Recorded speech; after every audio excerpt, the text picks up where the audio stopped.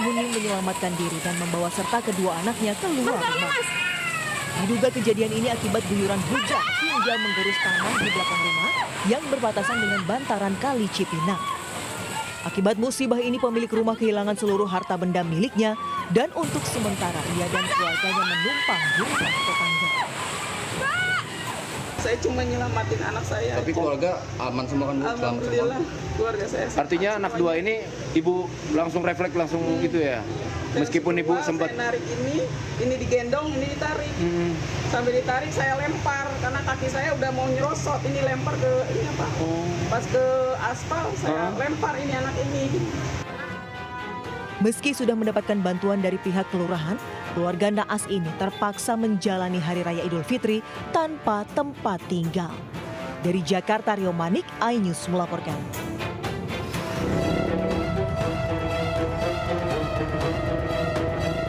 Kamera pengawas merekam saat sebuah minibus terjun ke Sungai Cibarengkok di kawasan perumahan Pesona Kahuripan 3, Kecamatan Cilengsi, Kabupaten Bogor, Jawa Barat, Rabu sore. Peristiwa naas tersebut terjadi saat sang sopir taksi online hendak menjemput penumpangnya dengan mengikuti petunjuk arah online. Sang sopir tak melihat bahwa jalanan buntu dan ada sungai di depannya. Seketika mobil langsung jatuh ke sungai. Beruntung sopir berhasil diselamatkan warga sekitar. Gak ada, suami doang sendiri tuh. Tadi teriak-teriak minta tolong sama tetangga. Tolong ituin bapaknya. Terus mobil itu gara-gara apa sih penyempung ibu? Ya arahan map kali. Apa sih dia arahannya belok kanan, yuk belok kanan. Belok kanan. Bukan salahnya si bapak. Dia nggak megang HP enggak. Terus dia mau jemput orang penumpang. Mobil naas tersebut kemudian dievakuasi tim damkar Kabupaten Bogor dan tim reaksi cepat Rapi Cikal dengan menggunakan alat derek. Dari Kabupaten Bogor, Jawa Barat, Cahyat Supriyatna, iNews melaporkan.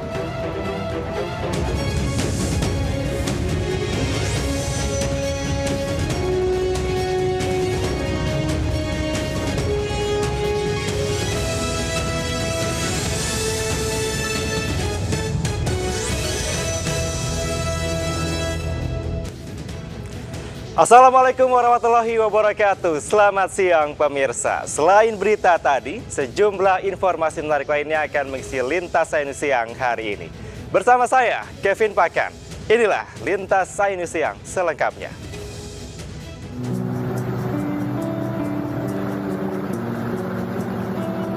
Air kali baru tumpah ke jalanan di pertigaan Hek Jalan Raya Bogor, Kramat Jati, Jakarta Timur pada Rabu sore. Peristiwa ini terjadi setelah tanggul jebol akibat tak kuat menahan debit air. Air meluber ke jalan menggenangi pertigaan lampu merah Hek dengan ketinggian mencapai 30 cm. Akibatnya banyak pengendara roda 2 yang tergelincir dan terjatuh di tengah derasnya aliran air. Saat ini pengamanan Satpol PP sama SDA? Oh gitu. Sementara di Kecamatan Makassar, Jakarta Timur, permukiman warga di 11 RW terendam banjir kiriman dari Sunter Hulu. Selain merendam permukiman, banjir juga mengganggu arus lalu lintas karena pengguna jalan tak bisa melintas. Di kawasan Kebon Pala, banjir merendam permukiman warga hingga setinggi 1,5 meter. Meski sudah terendam banjir, sebagian warga masih bertahan di lantai 2 rumah mereka menunggu hingga banjir benar-benar surut. Warga berharap agar Pemprov DKI Jakarta segera melakukan perbaikan atau normalisasi Kali Ciliwung agar dapat menahan air agar tidak meluap ke permukiman warga. Dari Jakarta, tim liputan iNews melaporkan. Pemirsa, tol Bocimi ditutup total menyusul longsor yang terjadi di kilometer 64 ruas tol Parungkuda, Cigombong, Sukabumi, Jawa Barat. Saat longsor terjadi, sebuah mobil terperosok ke dalam jurang hingga tertimbun.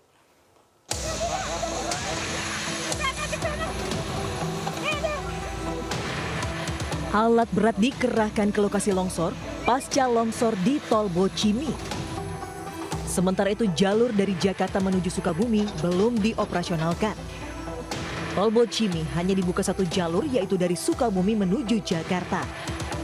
Jenis kendaraan yang boleh melintasi tol Bocimi hanya kendaraan golongan 1, yakni kelas sedan atau minibus. Masih belum bisa dipastikan kapan tol Bocimi akan kembali normal.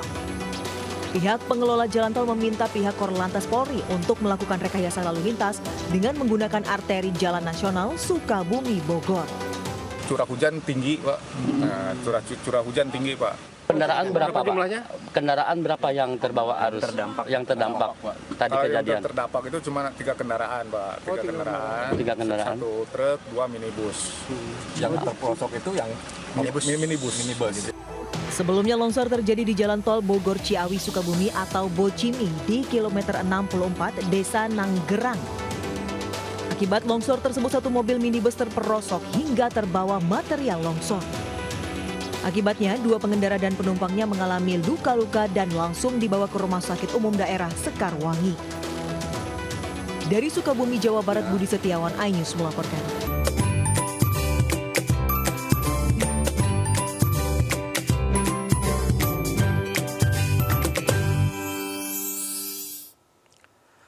Pemirsa, Terminal Kalideres Jakarta Barat mulai dipadati penumpang pada pagi ini. Jika di hari biasa jumlah penumpang hanya 400 penumpang, kini sudah mencapai 3.000 penumpang.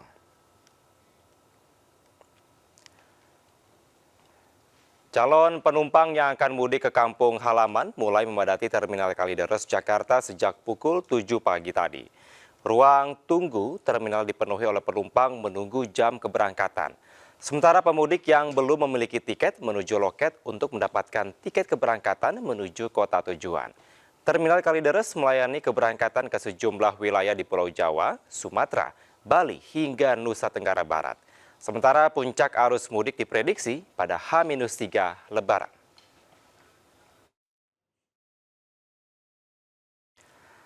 Sementara pemirsa, kondisi stasiun Pasar Senen mulai ramai oleh pemudik. Para pemudik kereta memilih pulang kampung lebih awal untuk menghindari puncak arus mudik Lebaran. Dan pemirsa, untuk mengetahui situasi terkini, kita sudah terhubung dengan reporter Yasmin Atania di Stasiun Pasar Senen, Jakarta Pusat. Ya, selamat siang Yasmin, bagaimana kepadatan arus mudik di sana? Ya, selamat siang Kevin dan juga pemirsa. Untuk Stasiun Pasar Senen Jakarta Pusat menjadi salah satu titik utama bagi warga Jakarta melakukan perjalanan mudik. Situasinya terpantau ramai bahkan sejak pagi hari tadi. Terlihat di ruang tunggu bahkan hingga di pintu masuk keberangkatan ini ramai dipadati oleh para calon penumpang yang akan melakukan perjalanan mudik hari ini di tanggal 4 April 2024 atau H-6 Lebaran. Dan berdasarkan informasi yang kami dapatkan dari PT KAI bahwasanya di hari ini ada sebanyak 38 kereta api jarak jauh yang akan berangkat ke sejumlah wilayah baik itu di Jawa Barat, Jawa Tengah maupun di Jawa Timur. Adapun sejauh ini total untuk tiket yang sudah terjual lebih dari 26.000 seat atau tempat duduk dan ini terjadi okupansi sebesar 100,5%. Kemudian juga tadi diinformasikan oleh pihak KAI bahwasanya terkait dengan puncak arus mudik diperkirakan akan terjadi pada tanggal 6 April 2024 yang mana akan ada sebanyak lebih dari 45.000 pemudik yang akan berangkat dari sejumlah stasiun di wilayah Daup 1 Jakarta, baik itu melalui stasiun Pasar Senen maupun stasiun Gambir.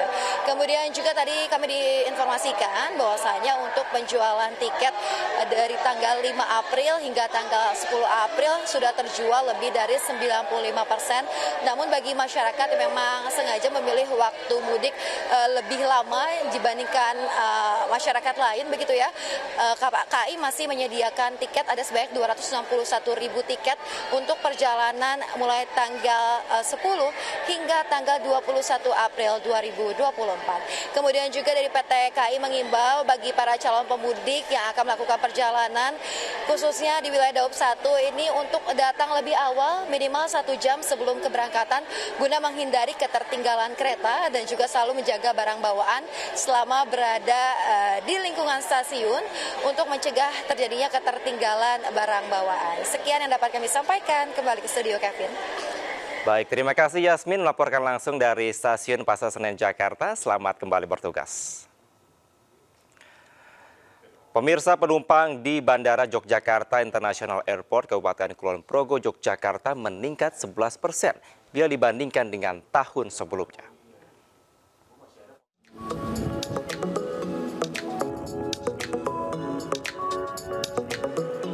Tingginya animo warga untuk mudik lebih awal membuat jumlah penumpang di Bandara Internasional Yogyakarta (YIA) mengalami peningkatan yang signifikan. Hari ini, sebanyak 8 hingga 10 ribu penumpang tercatat menggunakan jalur udara di Bandara Internasional Yogyakarta. Kondisi ini diprediksi terus meningkat jelang puncak arus mudik yang diperkirakan terjadi pada 6 April 2024 mendatang. Pihak pengelola mengatakan, jika tahun lalu puncak mudik tercatat hingga 15.000 penumpang, tahun ini diprediksi akan tembus di angka 262.767 atau 18.000 penumpang, yakni meningkat 11% yang didominasi penumpang tujuan Jakarta. Untuk extra flight sampai dengan saat ini kami dapatkan sebanyak 372 extra flight untuk penerbangan yang dari YIA dan menuju atau keluar dari YIA. Untuk pergerakan pesawat masih ada itu sekitar 80 pergerakan ya, seperti itu, dan juga akan penambahan extra flight. Selain menyediakan jadwal penerbangan tambahan, sejumlah maskapai telah mengajukan perubahan jenis pesawat yang sebelumnya narrow ke wide body agar dapat menampung lebih banyak penumpang. Dari Kabupaten Kulon Progo, Yogyakarta, Budi Utomo melaporkan. Sementara ribuan pemudik kapal laut dari berbagai wilayah di Indonesia Timur tiba di Dermaga Gapura Surya Nusantara, Pelabuhan Tanjung Perak, Surabaya. Kedatangan pemudik itu menandai puncak mudik Lebaran di Pelabuhan Tanjung Perak, Surabaya.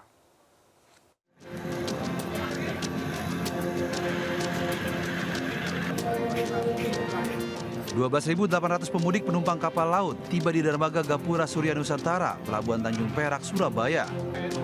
Satu di antaranya KM Labobar dari Sulawesi tujuan Surabaya dengan jumlah penumpang 3.000 orang pemudik.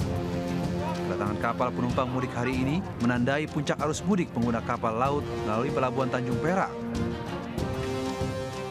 Hari ini merupakan puncak arus mudik ya, bagi Pelabuhan Tanjung Perak karena estimasi kita kurang lebih sekitar 12.900-an orang turun ke Pelabuhan Tanjung Perak. Di Sulawesi. Sulawesi mana? Poso. Mau ke? Pulang kampung kemana ini? Ke Lamongan, ke Banyuwangi. Ke Banyuwangi. Iya, aslinya Banyuwangi. Berapa orang ini Pak yang mudik ini? 4. Selama musim mudik Lebaran 2024 ini, total penumpang mencapai 52.630 orang dengan kenaikan pemudik 20% dari tahun sebelumnya. Dari Surabaya, Jawa Timur, Nur Syafei, iNews melaporkan. Ya, kemudian pemirsa, menjelang mudik 2024, Jalan Tol 50 Kisaran beroperasi secara fungsional tanpa tarif mulai hari ini hingga 16 April mendatang.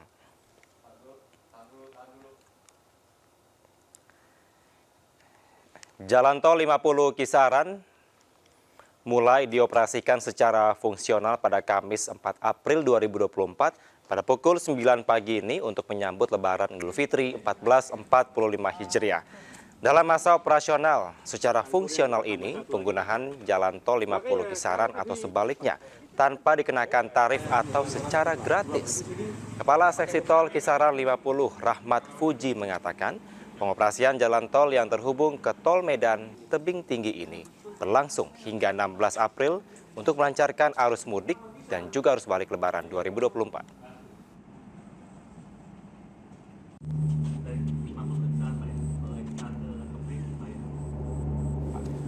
Sepekan menjelang Lebaran, ribuan pekerja konstruksi proyek pembangunan di Ibu Kota Nusantara atau IKN mulai kembali ke kampung halamannya. Mereka mudik melalui Bandara Internasional Sam Sepinggan, Balikpapan, Kalimantan Timur.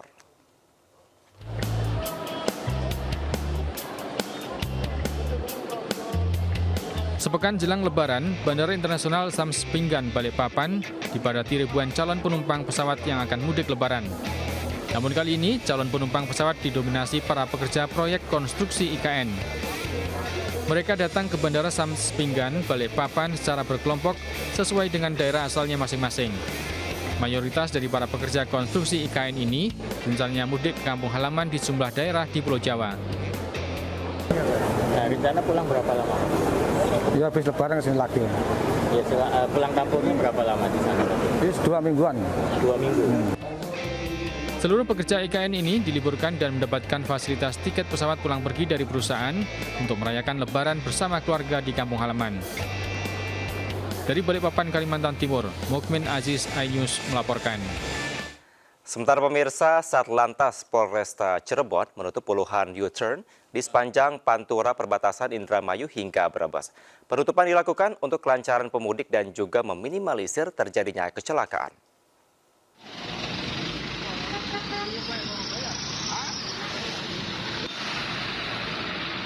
Dibantu sejumlah pekerja, petugas unit keamanan dan keselamatan Satlantas Polresta Cirebon memasang bambu penutup jalur putar arah atau U-turn di jalur Pantura Cirebon, Rabu siang. Puluhan jalur putar arah berukuran kecil, sedang hingga besar ditutup melalui kajian dengan menitik beratkan penutupan di jalur rawan kepadatan maupun kecelakaan. Terdapat 70 lebih jalur putar arah di sepanjang Pantura Cirebon, mulai dari perbatasan Indramayu hingga perbatasan Brebes, Jawa Tengah. Penutupan ini berlangsung hingga berakhirnya arus balik 21 April mendatang. Dalam arti menjelang Idul Fitri, Lebaran supaya lancar, mengurangi laka lantas, dan tidak ada hambatan untuk dilalui. Jadi untuk masyarakat Cirebon, kami menghimbau, mohon kesadarannya, kepolisian Polresta Cirebon khususnya, menutup U-turn dalam arti hanya untuk kepentingan bersama. Selain menutup putar arah, petugas juga menggelar pergeseran pasukan dalam operasi ketupat Lodaya. Ribuan petugas, baik dari TNI Polri maupun petugas gabungan lainnya, telah disebar di sejumlah pos pengamanan maupun pos pelayanan yang berada di jalur arteri Pantura maupun tol. Dari Cirebon, Jawa Barat, Toh Iskandar, iNews melaporkan.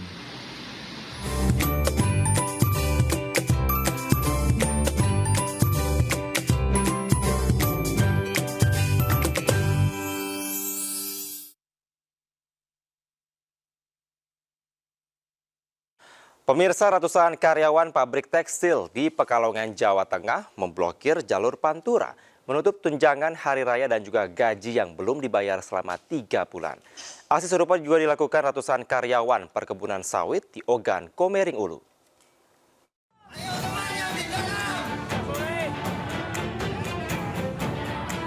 Ratusan karyawan sebuah pabrik tekstil mogok kerja dan memblokir jalur Pantura menuntut gaji yang belum dibayar selama 3 bulan. Selama itu, massa juga menuntut agar tahun ini tunjangan hari raya atau THR dibayar penuh. Pasalnya, tahun-tahun sebelumnya manajemen memberikan THR dengan cara dicicil. Aksi spontan tersebut sempat memicu kemacetan panjang hingga akhirnya ditertibkan oleh pihak kepolisian yang tiba di lokasi. Sejumlah perwakilan diminta untuk bertemu dengan pihak manajemen. Sementara itu di Ogan, Komering Ulu, Sumatera Selatan, karyawan berunjuk rasa dengan membakar ban di gerbang perusahaan. Mereka protes karena belum menerima tunjangan hari raya atau THR serta gaji selama 3 bulan. Dalam orasinya, sejumlah karyawan menuntut hak mereka, gaji dan THR untuk menyambung hidup, membeli kebutuhan makanan sehari-hari. Para karyawan mengingatkan perusahaan untuk memberikan hak para karyawan, terlebih saat ini Lebaran sudah di depan mata. Tim Liputan iNews melaporkan. Ratusan warga antre untuk mendapatkan beras murah menjelang Idul Fitri 2024 di Bandung, Jawa Barat.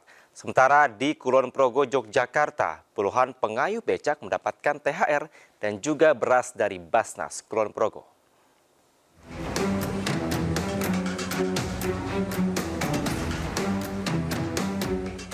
Kenaikan harga sembako terutama komoditi beras sangat memberatkan warga terutama jelang Lebaran.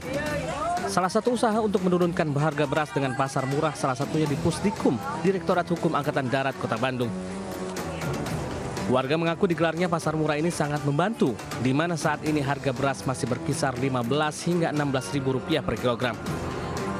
Kami karena tetangga dekat dengan Pusdikum di Panorama, jadi tahu tuh ada pengumuman, data gitu. informasi. Terus akhirnya Bapak datang ke sini ya? Iya. Tidak hanya Bapak ya? Maksudnya warga sini, di warga sekitar. Panorama sekitar. Sementara di kota Wates, Kulon Progo, Yogyakarta, 100 pengayuh becak mendapatkan THR, uang tunai, dan 5 kg beras dari Basnas di alun-alun Wates. Para pengayuh becak mengaku sangat terbantu dengan santunan ini. Pada tahun ini, Basnas Kulon Progo mengumpulkan ZIS sebesar 2,9 miliar rupiah. Sedangkan penerima manfaat pentasarufan ZIS sebanyak 3.000-an orang. Dari Bandung, Jawa Barat dan Kulon Progo, Yogyakarta, iNews melaporkan. Malu melahirkan tanpa suami, seorang wanita tega membunuh dan membuang bayinya. Lintas iNews Siang, segera kembali.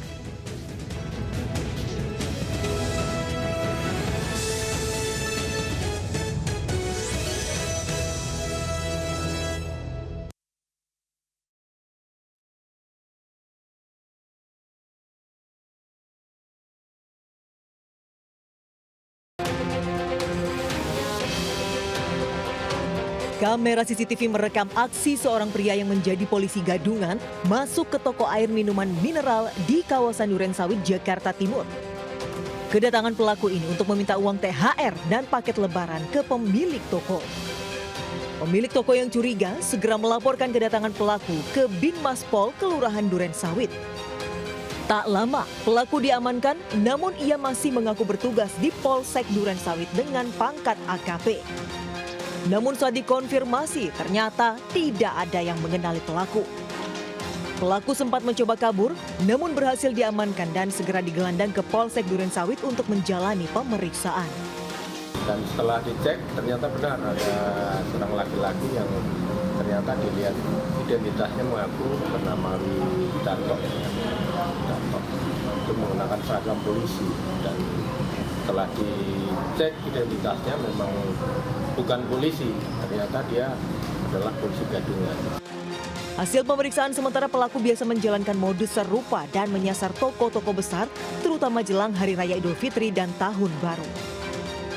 Dari Jakarta, Rio Manik, iNews melaporkan. Kita ke informasi lainnya pemirsa, artis Sandra Dewi hari ini diperiksa tim penyidik Kejaksaan Agung RI terkait kasus korupsi yang menjerat suaminya Harvey Muiz. Artis Sandra Dewi tiba di Kejaksaan Agung RI sekitar pukul 9:25 pagi tadi. Tanpa banyak komentar, artis sinetron ini langsung memasuki ruang pemeriksaan Kejaksaan Agung bersama dengan dua orang yang diduga tim kuasa hukumnya.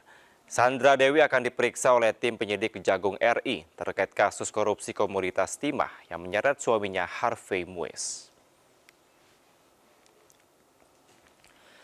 Sebelumnya, Kejaksaan Agung RI menetapkan tersangka dan menahan Harvey Muiz guna proses pemeriksaan. Harvey Muiz diduga menjadi perpanjangan tangan dari PT RBT dengan 6 perusahaan smelter untuk penyewaan alat berat kepada PT QSA milik tersangka Helena Lim. Tindak korupsi tersebut diduga terjadi dalam kurun periode 2015 hingga 2022.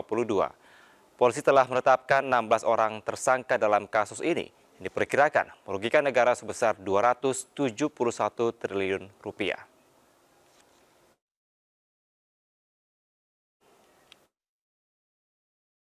Seorang pria yang merupakan ODGJ mengamuk sambil membawa senjata tajam hingga menewaskan kedua orang tuanya dan melukai seorang tenaga medis di Kabupaten Mamasa, Sulawesi Barat. Penangkapan pelaku berjalan dramatis.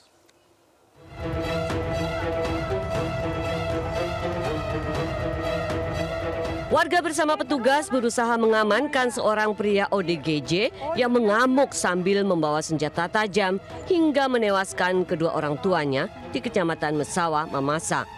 Usai membunuh kedua orang tuanya, pelaku sempat melarikan diri ke hutan. Namun saat jasad kedua orang tuanya hendak dievakuasi, pelaku kembali turun dari hutan dan mengamuk hingga melukai seorang warga dan tenaga medis dari puskesmas setempat. Karena membahayakan, polisi terpaksa melumpuhkan pelaku hingga tewas. Pada saat kami melakukan visum untuk kedua korban ini, orang tua ini, tiba-tiba si pelaku ini turun dari hutan, dari atas gunung, langsung menyerang semua orang. Kebetulan orang juga banyak menghindar, tapi yang dokter yang akan melaksanakan visum awal ini. Usai kejadian, jasad pelaku dan kedua orang tuanya dievakuasi ke Rumah Sakit Bayangkara untuk diotopsi. Dari Mamasa, Sulawesi Barat, Frendi Christian, iNews melaporkan. Seorang pelaku perampokan yang sering menyasar emak-emak diamankan polisi di Polres Pelabuhan Belawan, Sumatera Utara. Sebelumnya, pelaku sempat melukai korban menggunakan kayu yang diruncingkan, lalu membawa barang berharga dan sepeda motor korban.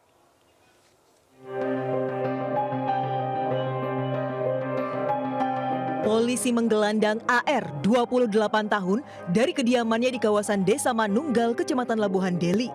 Ia merupakan pelaku perampokan yang selalu mengincar mak-mak sebagai mangsanya. Aksi terakhir pelaku menimpa ibu rumah tangga bernama Sarifah di kawasan Labuhan Deli. Pelaku beraksi dengan modus memepet korban yang hendak ke pasar. Pelaku dengan cepat menusuk punggung korban dengan sebilah ranting yang telah dipersiapkan dan diruncingkan di ujungnya. Korban yang tak berdaya lalu diambil kalung emas, handphone, hingga sepeda motor. Dengan modus korbannya dipepet, kemudian dibungkus pakai kayu dan ditusuk menggunakan kayu yang sudah dipersiapkan, yang diruncingkan, dan berhasil mengambil beberapa barang milik korban seperti sepeda motor dan handphone. Hasil pemeriksaan, pelaku sudah menjual sepeda motor hasil rampokan seharga 1,1 juta rupiah. Pelaku pun dijerat pasal pencurian dengan kekerasan dan ancaman hukuman 10 tahun penjara. Dari Medan, Sumatera Utara, Yuda Bahar, iNews melaporkan. Pemirsa, di era digital sekarang ini, kekhawatiran akan privasi keamanan data sangatlah meningkat. Sertifikasi ISO 27001 diberikan bagi perusahaan yang punya komitmen untuk memberikan keamanan dan juga perlindungan informasi bagi konsumen. Ramadan Iftar Dinner bertajuk membangun masa depan yang berkelanjutan di Jakarta, fokus pada kualitas serta inovasi untuk pelayanan terbaik, menjawab tuntutan pasar yang semakin bervariasi. Chief Commercial Officer Polytron, Tekno Wibowo, mengatakan perkembangan teknologi informasi yang pesat, tingginya ancaman keamanan siber, perlindungan data dan juga informasi menjadi semakin penting. Sebagai bentuk penghargaan atas komitmen pemberian pelayanan terbaik kepada pelanggan setia, Polytron meraih sertifikasi ISO 27001 yang merupakan standar internasional untuk manajemen keamanan dan perlindungan informasi konsumen. Standarisasi ISO 27001 ini menjamin pelanggan setia dengan produk berkualitas yang berinovasi teknologi tinggi serta aman dari ancaman keamanan informasi ketika melakukan transaksi pembelian di website resmi Polytron. Acara juga dihadiri Training Academy Director BSI Budi Setiawan dan Head of Consulting Multimatics Abdul Gopur.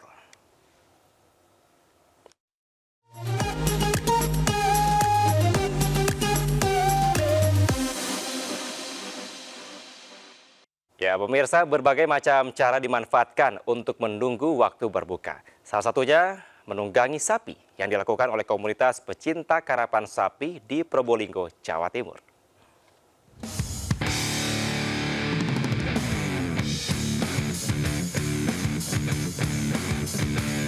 Inilah komunitas pecinta karapan sapi saat berkumpul bersama menunggu beduk maghrib di lapangan Progo Semipro, Kelurahan Jebeng Kulon, Kecamatan Kedopok, Kota Probolinggo. Mereka asik mempersiapkan sapi kesayangannya untuk mengetes kecepatan. Bahkan ada yang iseng naik sapi dari garis start hingga finish. Tanpa menggunakan pelana, mereka lihai menunggang sapi layaknya memacu kuda balap. Para penunggang sapi ini biasanya adalah mantan joki yang kini menjadi kru karapan sapi. Karena untuk menunggang sapi dibutuhkan keterampilan khusus.